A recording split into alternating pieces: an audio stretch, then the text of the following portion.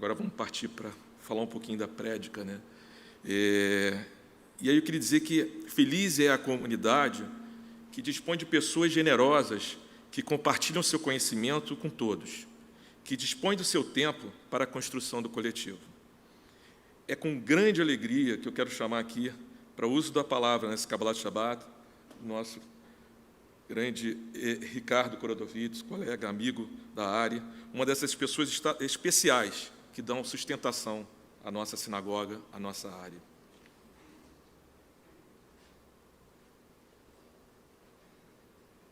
Só isso tudo não, gente. Muita responsabilidade. Shabbat Shalom. Abre aspas. Como ciumento, sofro 4 vezes, porque sou ciumento, porque me reprovo de sê-lo, porque temo que meu ciúme machuque o outro, porque me deixo dominar por uma banalidade. Sofro por ser excluído, por ser agressivo, por ser louco e por ser comum. Fecha aspas.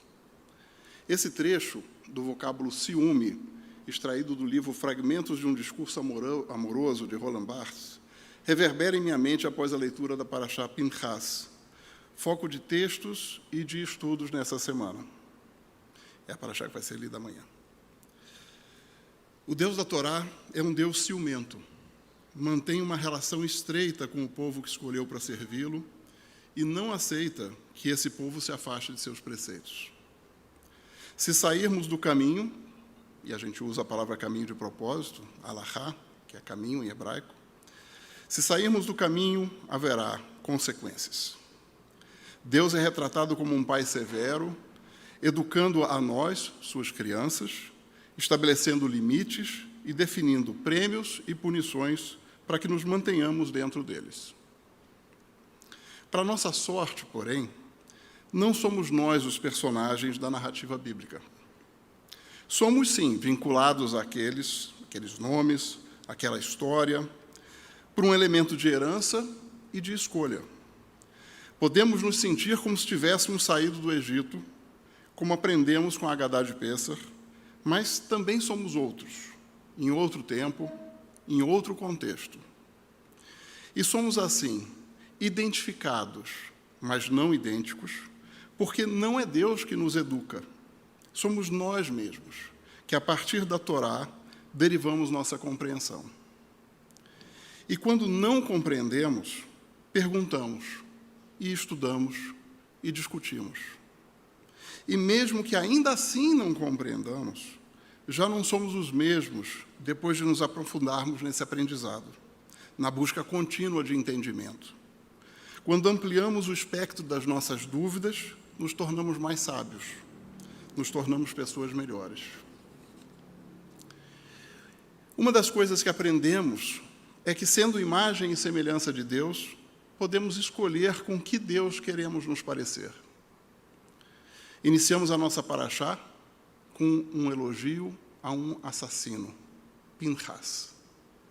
A ele, Deus oferece um compromisso permanente como reconhecimento por sua atitude, sobre a qual lemos na paraxá do Shabat passado, Balak. Num contexto de completo alvoroço, vendo os judeus seduzidos pela idolatria e frente a uma liderança que aparentemente não age, Pinchas age. Por impulso, de forma arrebatada e violenta. Quando vê Zimri levar para sua tenda, à vista de todos, uma mulher midianita, Cosbi, Pinchas pega uma lança e os mata. A Torá é explícita quanto à reação positiva de Deus. Eu lhe concedo minha promessa para ele, Pinchas, e seus descendentes, para ele será o sacerdócio perene, porque ele realizou uma ação apaixonada por seu Deus e trouxe a expiação aos israelitas. É interessante aqui o uso do termo ação apaixonada, eu tinha antes usado arrebatada. Também Deus se diz agindo de forma apaixonada, quando, em função do desvio cometido, faz com que 24.000 israelitas morram, até que o ato de Pinchas o interrompe. De certa forma, a escolha dos termos direciona o entendimento da palavra, que no caso aqui do texto em hebraico é kiné.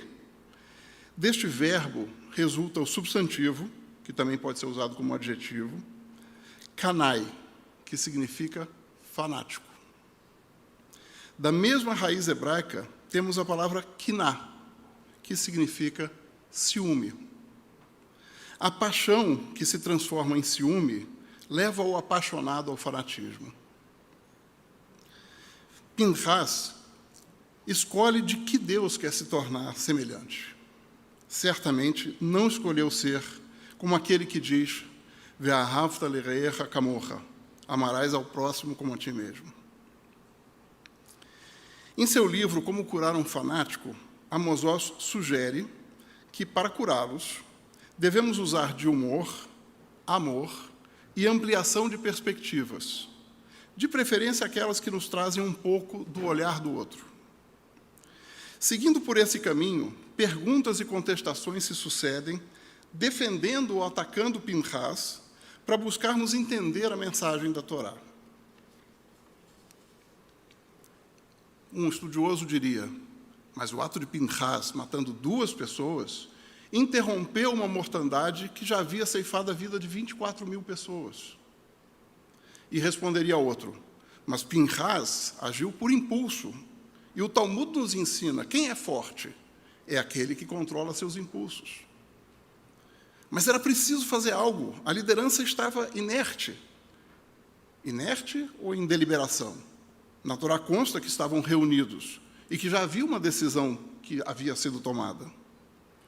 Mas a Torá também nos dá dicas pelos nomes que escolhe para os personagens. Zimri, que se conecta com Zemer, a mesma raiz de Zemer, que é cantor, alguém cuja voz melíflua usa melodias e palavras como sedução. Cosbi vem de lechazev, que é enganar, alguém que seduz com mentiras. Ambos são uma representação do caminho do erro.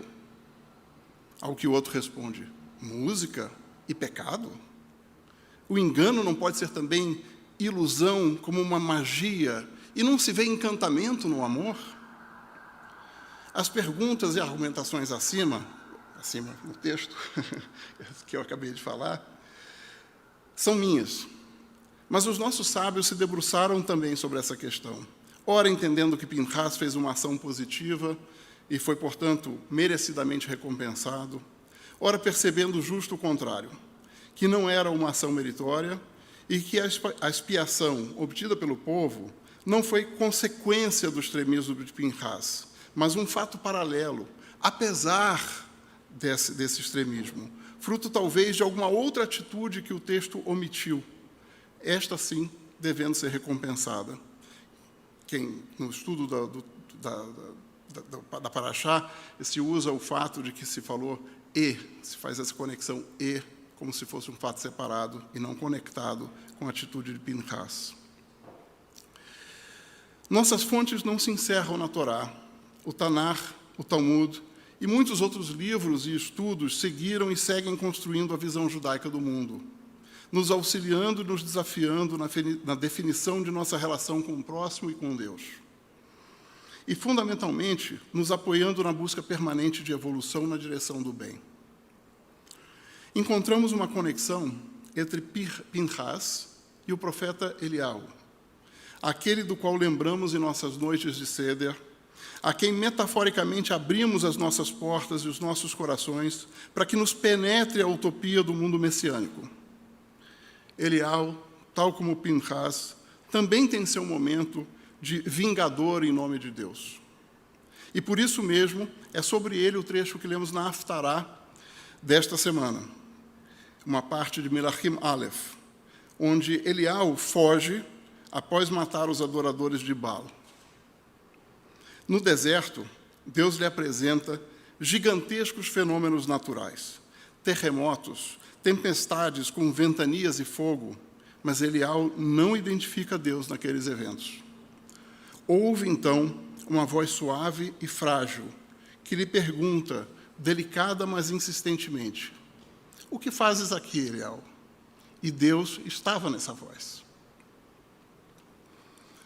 utilizamos essa mesma expressão, Kol Dmamá Dakah, no Netane Tokef, reza central do Musaf de Rosh Hashanah e de Yom Kippur. Momento de profunda introspecção e de conexão com o nosso verdadeiro eu, a partir do qual podemos perceber a presença divina. A narrativa segue, e Deus ordena que Elial retorne para fazer de Elisha seu sucessor. Elial perde, portanto, a função profética. O Midrash complementa o texto de forma habilidosa, nos contando que Deus questiona Elial por que ele matou e destruiu os altares de Baal, pois se a ofensa era contra Deus, ele certamente seria o responsável por resolver a questão, e a violência de Elial não poderia ser justificada. Elial é a evolução de Pinchas. Deixa de ser o fanático que age por impulso e que é capaz de matar porque não enxerga no outro seu igual, e passa a ouvir a delicada voz divina que sopra em seu ouvido, vinda das profundezas de seu ser. Não se deixe levar pelo ciúme ou pela raiva. Perceba a beleza única que há na multiplicidade de visões e entendimentos que o universo nos oferece. Perceba a vida em sua plenitude. Ame o milagre da vida. Que possamos todos, neste Shabat, amar um pouco mais. Shabbat Shalom.